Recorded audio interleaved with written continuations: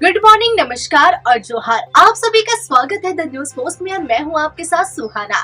खबरों में आगे बढ़ेंगे। आज के झारखंड की तमाम 24 बड़ी खबरें और महत्वपूर्ण खबरों से रूबरू कराएंगे, लेकिन इससे पहले अगर आपने नहीं किया है द न्यूज पोस्ट को सब्सक्राइब, तो सबसे पहले आप हमारे चैनल को सब्सक्राइब करें, बेल आइकन पर क्लिक करना ना भूलें, क्योंकि इससे आपको राज्य भर की तमाम अपडेट मिलती रहेगी। तो चलिए शुरू करते हैं आज की महत्वपूर्ण खबरों से।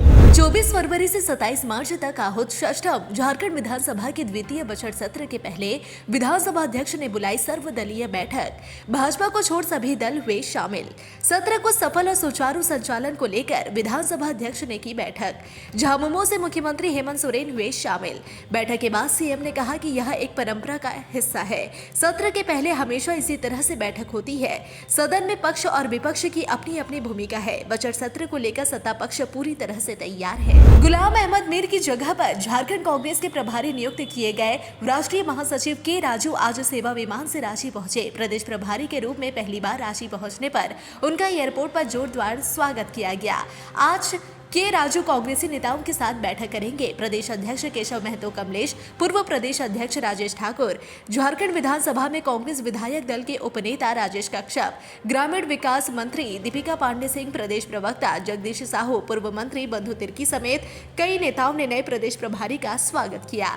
नवनियुक्त प्रदेश प्रभारी के स्वागत के लिए टाना भगत भी बिरसा मुंडा एयरपोर्ट पहुंचे थे। पारंपरिक ढोल नगाड़े और छऊ नृत्य, कलश नृत्य का भी प्रदर्शन किया गया। 10वीं की पेपर लीक मामले में कार्रवाई शुरू हो गई है। एक तरफ कोडरमा से एक स्कूल के संचालक को गिरफ्तार कर लिया गया, वहीं दूसरी तरफ मामले की जांच के लिए जिला प्रशासन, शिक्षा विभाग व पुलिस गढ़वा भी पहुंची। दरअसल कोडरमा से जिस व्यक्ति को गिरफ्तार किया गया था, उसने पूछताछ में अपना पता गढ़वा जिले के मेराल प्रखंड का दिया था, जिसकी जांच के लिए जांच टीम गढ़वा भी पहुंची। साथ ही इस मामले में गिरिडीह कोडरमा डीसी से भी स्पष्टीकरण की मांग की गई और बताया गया कि पेपर 2 दिन पहले लीक हुआ था। 20 फरवरी को परीक्षा के बाद जब लिखित प्रश्न पत्र का मिलान वास्तविक प्रश्न पत्र से किया गया तो वह बिल्कुल एक जैसा पाया गया, जिसके बाद परीक्षा रद्द करने का फैसला लिया गया। मैट्रिक परीक्षा के दौरान हिंदी और साइंस का प्रश्न पत्र लीक होने पर पूरे झारखंड में अफरा तफरी का माहौल बन गया है। वही माहौल गढ़वा में देखने को मिल रहा है। जी हाँ, क्योंकि जिस युवक ने प्रश्न पत्र को लीक किया था, उसने अपना पता गढ़वा जिले के मेराल प्रखंड का दिया था, जिसे लेकर जिला प्रशासन, शिक्षा विभाग एवं पुलिस विभाग भी देर रात तक छानबीन में व्यस्त रही, जिसमें पता चला कि पता तो फर्जी निकला, लेकिन शहर के एक सेंटर पर प्रश्न पत्र लीक का मामला सामने आया। सेंटर पर मौजूद 3 बच्चों से जब चेकिंग की गई तो लीक प्रश्न का उत्तर उनके पास मिला, जिसके बाद प्रशासन और रेस हो गई। शिक्षा विभाग ने अब तक 8 में से 10 परीक्षार्थियों से पूछताछ की है, जिसमें यह पता चला है कि लोगों को व्हाट्सएप के माध्यम से प्रश्न पत्र मिला था, जिसके आधार पर वे लोग उत्तर लिख कर आए हुए थे। भाजपा प्रदेश अध्यक्ष और पूर्व मुख्यमंत्री बाबूलाल मरांडी ने मैट्रिक परीक्षा में पेपर लीक मामले को लेकर राज्य सरकार पर बड़ा निशाना साधा। मरांडी ने कहा कि पेपर लीक माफिया के रूप में कुख्यात हेमंत सरकार ने झारखंड को फिर से शर्मसार कर दिया है। शायद यह पहली बार है कि झारखंड में मैट्रिक परीक्षा का पेपर लीक हुआ है। उन्होंने कहा कि आज सुबह से विज्ञान विषय का पेपर सोशल मीडिया पर वायरल हो रहा था। परीक्षा शुरू होने के बाद जब प्रश्न पत्र से मिलान किया गया तो हूबहू मिल गया। उन्होंने कहा कि पूरी संभावना है कि JSSC CGL परीक्षा का पेपर लीक करने वाले मुख्यमंत्री हेमंत सोरेन के करीबी गिरोह ने ही मैट्रिक परीक्षा पेपर लीक कांड को अंजाम दिया है। उन्होंने कहा कि जैक अध्यक्ष ने भी प्रश्न पत्र मिलने की बात स्वीकार की है, जबकि शिक्षा विभाग के अधिकारी लिपापोती करने में लगे हैं। उन्होंने कहा कि मैट्रिक परीक्षा में पेपर लीक की घटना स्वीकार्य है। शिक्षा मंत्री और जैक अध्यक्ष नैतिक जिम्मेदारी लेते हुए तुरंत अपना इस्तीफा दे। राज्य सरकार इस पेपर लीक कांड के CBI जांच की अनुशंसा कर दोषियों पर कठोर दंडात्मक कार्रवाई सुनिश्चित करे। राजधानी रांची के सदर अस्पताल से अगवा की गई मात्र 7 दिनों की मासूम बच्ची को रांची पुलिस ने सुरक्षित बरामद कर लिया है। रांची पुलिस सूत्रों के मामले की पुष्टि करते हुए यह जानकारी दी है कि इसमें एक महिला को भी गिरफ्तार किया गया है। पूरे मामले की विस्तृत जानकारी रांची पुलिस के द्वारा शुक्रवार को दी जाएगी। 17 फरवरी को बच्ची के गायब होने के बाद रांची के लोअर बाजार थाने में अपहरण का मामला दर्ज करवाया गया था। रांची SSP चंदन कुमार सिन्हा की स्पेशल टीम ने रांची के सदर अस्पताल से गायब की गई 7 दिन की मासूम बच्ची को सकुशल बरामद कर लिया है। सीसीटीवी फुटेज और टेक्निकल टीम के सहयोग से पुलिस की टीम ने बच्ची को रांची के बेड़ो इलाके से बरामद किया। मामले में आरोपित एक महिला को भी गिरफ्तार किया गया है, जो रांची के नरकोपी इलाके की रहने वाली है। देवघर के गिदनी पंचायत के वर्तमान मुखिया के पुत्र राहुल कुमार चौधरी का 7 अगस्त 2020 को उसके घर के पास से अपहरण कर लिया गया था। उसके पिता पप्पू चौधरी, उसकी मां आशा देवी व अन्य परिजनों ने काफी खोजबीन की, लेकिन उसका कहीं पता नहीं चला। थक हार कर राहुल के पिता पप्पू चौधरी ने नगर थाने में मामला दर्ज कराया। मामला दर्ज होते ही पुलिस जांच में जुट गई। इसी मामले पर अपहरणकर्ताओं ने 1 करोड़ रुपए की मांग की। इसके बाद अपहृत राहुल कुमार चौधरी का शव जसडी थाना क्षेत्र के केनमन काठी जंगल से बरामद किया गया। शव मिलने के बाद नगर थाने की पुलिस ने जब जांच शुरू की तो पुख्ता सबूत के साथ कोर्ट में पेश किया गया। आज करीब 5 साल बाद कोर्ट ने अपना फैसला सुना दिया। अनुसंधानकर्ता के साक्ष्य के आधार पर ADJ 3 की कोर्ट ने सभी 9 अपहरणकर्ताओं को आजीवन कारावास की सजा सुनाई है। इसके अलावा 10-10 हजार रुपए का जुर्माना भी लगाया गया है। जुर्माना राशि नहीं देने पर 2 साल की अतिरिक्त सजा काटनी होगी। आज ADJ कोर्ट द्वारा सुनाए गए फैसले के बाद मृतक के परिजनों के चेहरे पर खुशी साफ झलक रही थी। परिजनों का मानना है कि उन्हें कोर्ट पर पूरा भरोसा था और वे कोर्ट के फैसले से खुश है। मृतक CIT रांची में पढ़ाई कर रहा था। दुमका शहर से सटे हिजला गांव में मयूराक्षी नदी के तट पर सदियों से एक मेला लगता है, जिसे हिजला मेला के नाम से जाना जाता है। ब्रिटिश काल में सन 1890 में HIS लॉ नाम से इस मेले की शुरुआत हुई थी, जो कालांतर में हिजला के नाम से मेला लगने का सिलसिला जारी है। समय के साथ साथ मेला के नाम के साथ जनजातीय शब्द जुड़ा, जिसे बाद में राजकीय मेला का दर्जा दिया गया।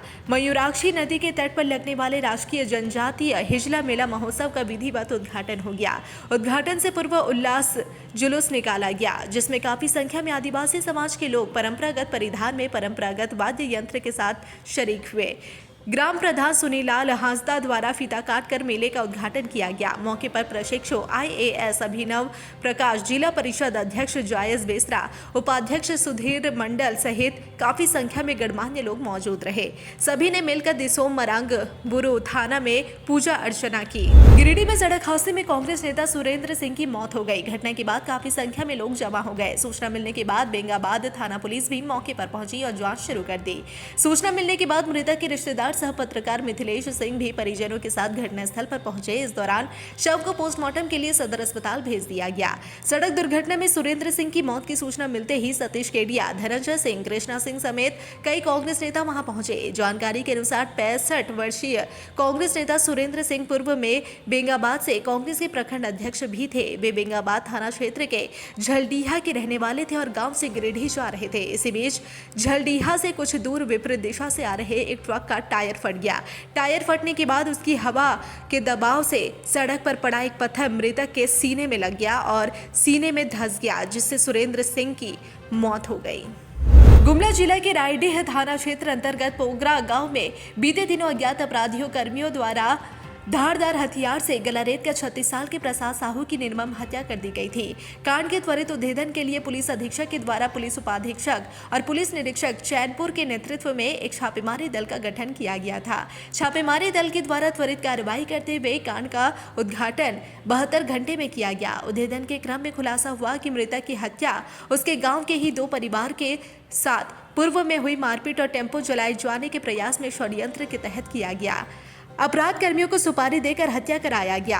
हत्या एवं षड्यंत्र में शामिल 2 महिला सहित 4 अभियुक्तों को गिरफ्तार कर लिया गया। रायडीह थाना क्षेत्र के पोगरा निवासी 44 वर्षीय लाल धन लोहरा, पोगरा निवासी 25 वर्षीय संतोषी नाग पिता रोपना साहू और गुमला के चौहा बगीचा टोली निवासी 30 वर्षीय ममता कुमारी पति सुरेश साहू को पुलिस ने गिरफ्तार कर जेल भेज दिया। रामगढ़ के अरगढ़ा में मां को घर में बंद कर कुंभ जाने वाले बेटे और बहू की मुश्किल और बढ़ने वाली है। इस मामले में बेटे को अनुमंडल कोर्ट ने 27 फरवरी को उपस्थित होने का आदेश दिया है। साथ ही वृद्ध महिला की बेटी ने अपनी भाभी पर यह आरोप लगाया है कि उसकी भाभी उसकी मां की हत्या करना चाहती थी, इसलिए घर में बंद कर कुंभ चली गई थी। दूसरी ओर डीसी ने भी इस मामले में सख्त कार्रवाई का आदेश दिया है। इधर कुंभ से 72 घंटे बाद लौटने पर वृद्ध महिला का पुत्र अखिलेश CCL केंद्रीय अस्पताल नई सराय पहुंचा और पुत्र अखिलेश की जवाबदेही पर पीड़ित महिला को रांची रेफर कर दिया गया। पुलिस पूरे मामले की जांच में जुट गई है। देवघर साइबर थाना पुलिस ने 2 अलग-अलग स्थानों पर छापेमारी कर 10 साइबर अपराधी को गिरफ्तार कर लिया। SP अजीत पीटर डुंगडुंग को मिली गुप्त सूचना के आधार पर साइबर पुलिस ने सारवा थाना क्षेत्र के पलाश जंगल में 5 और जोसेडी थाना क्षेत्र के घोरलाल जंगल में 5 शातिर साइबर अपराधी को गिरफ्तार कर लिया। सभी गिरफ्तार साइबर अपराधी सरकारी अधिकारी बनकर लोगों को विभिन्न सरकारी योजनाओं का लाभ दिलाने के अलावा फर्जी बैंक अधिकारी और कस्टमर केयर अधिकारी बनकर देश भर में कई लोगों से ठगी करते थे। पुलिस ने इनके पास से 11 मोबाइल और 16 सिम बरामद किया है। जब्त सभी मोबाइल नंबर का ऑनलाइन कंप्लेंट भी दर्ज है। साइबर थाना पुलिस ने सभी से इनके अन्य साथियों की जानकारी लेकर इन्हें न्यायिक हिरासत में भेज दिया है। साहिबगंज जिले के लोगों के लिए खुशखबरी वाली खबर सामने आई है। जी हां, जहां जिले को रिवर थाना के बाद बहुत जल्दी ट्रैफिक थाना की भी सौगात मिलने वाली है, जिसकी जानकारी जिले के एसपी अमित सिंह ने बताया। जी हां, अमित सिंह ने बताया कि साहिबगंज पुलिस प्रशासन की ओर से राज्य सरकार को प्रस्ताव भेजा गया है। साथ ही ट्रैफिक थाना के अलावा राज्य सरकार से 50 अतिरिक्त होमगार्ड जवान की भी मांग की गई है। जल्द ही शहर की चरमराती ट्रैफिक व्यवस्था को दुरुस्त किया जाएगा। 11 फरवरी को छत्तीसगढ़ राज्य के दंतेवाड़ा में नक्सलियों द्वारा लगाई गई आईईडी ब्लास्ट में शहीद हुए पलामू जिले के सीआरपीएफ जवान महिमानंद शुक्ला का शव उनके पैतृक गांव लेसलीगंज प्रखंड के कमलकेडिया गांव पहुंचा। जहां शहीद का शव पहुंचते ही गांव में सन्नाटा पसर गया और माहौल गमगीन हो गया। CRPF IG Saket Kumar Singh, Palamu range के DIG YS Ramesh, Lesliganj SDPO Manoj Kumar Jha, Chatra सांसद कालीचरण सिंह, पांकी विधायक डॉक्टर शशि भूषण मेहता, कांग्रेस नेता रुद्र शुक्ला ने शहीद जवान के घर पहुंचकर श्रद्धांजलि दी और शहीद के परिजनों से मुलाकात की। Palamu chamber of commerce and industries महिला विंग के द्वारा वन नेशन वन इलेक्शन पर डिबेट कार्यक्रम रखा गया। मेदिनीनगर निगम क्षेत्र की प्रथम मेयर अरुणा शंकर की अध्यक्षता में कार्यक्रम संपन्न हुआ, जिसमें कई महिलाओं ने अपना विचार लोगों के समक्ष रखा। वहीं दिल्ली में महिला मुख्यमंत्री रेखा गुप्ता को मुख्यमंत्री बनने पर महिला विंग के सभी महिला सदस्यों ने प्रथम मेयर अरुणा शंकर के साथ केक काटकर खुशी जाहिर की। मौके पर भवनाथपुर विधानसभा के पूर्व विधायक भानु प्रताप शाही, भाजपा नेता किसलय महिला विंग की अध्यक्ष समेत सैकड़ों महिलाएं उपस्थित थी। भाजपा ओबीसी मोर्चा प्रदेश अध्यक्ष डॉक्टर अमरदीप यादव ने धर्मवीर, कर्तव्यनिष्ठ, महाप्रतापी और हिंदवी स्वराज रक्षक छत्रपति संभाजी महाराज के गौरवशाली इतिहास पर बनी और पूरे देश में रिलीज हुई फिल्म छावा को झारखंड में टैक्स फ्री करने की मांग मुख्यमंत्री हेमंत सोरेन से की है। डॉक्टर अमरदीप यादव ने राज्य सरकार से मांग करते हुए कहा कि फिल्म छावा को मनोरंजन कर मुक्त किया जाए, ताकि अधिक से अधिक झारखंड वासी, विशेष रूप से युवा एवं विद्यार्थी वर्ग इस फिल्म को देखकर हिंदवी स्वराज के महानायक के गौरवशाली एवं संघर्षमय इतिहास को जान सके। मुख्यमंत्री हेमंत सोरेन और कल्पना सोरेन से झारखंड विधानसभा स्थित मुख्यमंत्री कक्ष में अंतर्राष्ट्रीय संस्था वर्ल्ड बीइंग के मुख्य कार्यपालक पदाधिकारी स्टीव लेवेंथल ने मुलाकात की। वर्ल्ड बीइंग इंडिया फाउंडेशन की ओर से आरोहण कार्यक्रम के माध्यम से आदिवासी युवाओं को सशक्त और मजबूत बनाने के साथ उनके कल्याण की दिशा में किए जा रहे कार्यों से अवगत कराया गया। उन्होंने इस कार्यक्रम के जरिए आश्रम, आवासीय विद्यालयों में शिक्षकों और विद्यार्थियों में आए सकारात्मक बदलावों को भी मुख्यमंत्री के साथ साझा किया। मुख्यमंत्री ने इस अंतर्राष्ट्रीय संस्था द्वारा इस राज्य के आदिवासी समाज के उत्थान और विकास के लिए किए जा रहे कार्यों को विस्तार से जाना और उसकी सराहना की। इस मौके पर मुख्यमंत्री के अपर मुख्य सचिव अविनाश कुमार भी मौजूद थे। मुख्यमंत्री उत्कृष्ट विद्यालय में 9वीं कक्षा में नामांकन फॉर्म भरने की तिथि बढ़ा दी गई है। पहले छात्र 20 फरवरी तक ही नामांकन फॉर्म जमा कर सकते थे, लेकिन अब 28 फरवरी तक नामांकन फॉर्म भरा जा सकेगा। यह जानकारी सर जेसी बोस मुख्यमंत्री बालिका उत्कृष्ट विद्यालय के प्राचार्य मुन्ना प्रसाद कुशवाहा ने शुक्रवार को सुबह दी है। उन्होंने बताया कि छात्र ई विद्या वाहिनी के पोर्टल के एडमिशन लॉगिन में जाकर ऑनलाइन आवेदन कर सकते हैं। इसके अलावा स्कूल में जाकर ऑफलाइन भी आवेदन फॉर्म किया जा सकता है। उन्होंने कहा कि सीबीएसई या झारखंड एकेडमिक काउंसिल से मान्यता प्राप्त किसी भी स्कूल में पढ़ने वाले छात्र छात्राएं जो इस साल 8वीं की बोर्ड परीक्षा में शामिल होंगे, वे इसके लिए आवेदन कर सकते हैं। झारखंड शिक्षा परियोजना के निर्देश पर 9वीं कक्षा में नामांकन के लिए आवेदन की तिथि बढ़ा दी गई है। रामगढ़ में अपराधियों ने देर रात वाटर ट्रीटमेंट प्लांट में जमकर तबाही मचाई। इतना ही नहीं, वहां मौजूद कर्मचारी और सिक्योरिटी गार्ड के साथ भी मारपीट की। हमले की सूचना मिलते ही पतरातू पुलिस मौके पर पहुंची। घायलों का सीसीएल अस्पताल भुरकुंडा और गांधीनगर रांची में भर्ती कराया गया, जहां उनका इलाज जारी है। घायलों ने पुलिस को बताया कि वाटर ट्रीटमेंट प्लांट पर 30 से 40 की संख्या में अपराधी पहुंचे थे। फिलहाल पुलिस पूरे मामले की जांच कर रही है। राजधानी रांची से सटे एक इलाके में शादी समारोह में हुए हर्ष फायरिंग में एक नाबालिग युवक की मौत हो गई। इसके बाद वहां अफरा तफरी मच गई। आपको बता दें कि पूरा मामला रांची जिले के इटकी के तिलक सूती गांव में हुआ। यहां गुरुवार की रात एक विवाह समारोह में हर्ष फायरिंग में 15 साल के नाबालिग वेटर की गोली लग गई थी। जी हां, इससे मौके पर उसकी मौत हो गई और गुरुवार देर रात हुई घटना के बाद पुलिस तत्काल वहां पहुंची और हर्ष फायरिंग करने वाले युवक को हिरासत में लेकर इटकी थाना ले आई। साहिबगंज जिले के राजमहल विधानसभा क्षेत्र के पूर्व बीजेपी विधायक अनंत ओझा को जान से मारने की धमकी मिली है। उन्होंने बीते 17 फरवरी को नगर थाना में आवेदन देकर इसकी शिकायत दर्ज कराई है। अनंत ओझा के द्वारा दिए गए आवेदन में उन्होंने बताया कि बीते 16 फरवरी को वे स्वामी विवेकानंद चौक स्थित कार्यालय में थे।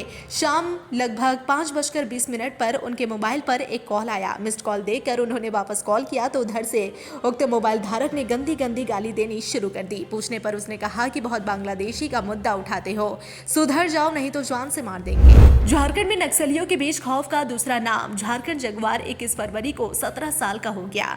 झारखंड से नक्सलियों के सफाई का टारगेट पूरा करने में जुटे झारखंड जगुआर ने शुक्रवार को अपना स्थापना दिवस बेहद ही भव्य तरीके से मनाया। नक्सलियों के खिलाफ झारखंड की अपनी स्पेशल फोर्स ने अपना 17वां स्थापना दिवस मनाया। जगुआर के 17वें स्थापना दिवस पर बतौर मुख्य अतिथि डीजीपी अनुराग गुप्ता शामिल हुए। 2008 में स्थापना के बाद झारखंड जगुआर के खाते में अनगिनत उपलब्धियां हैं।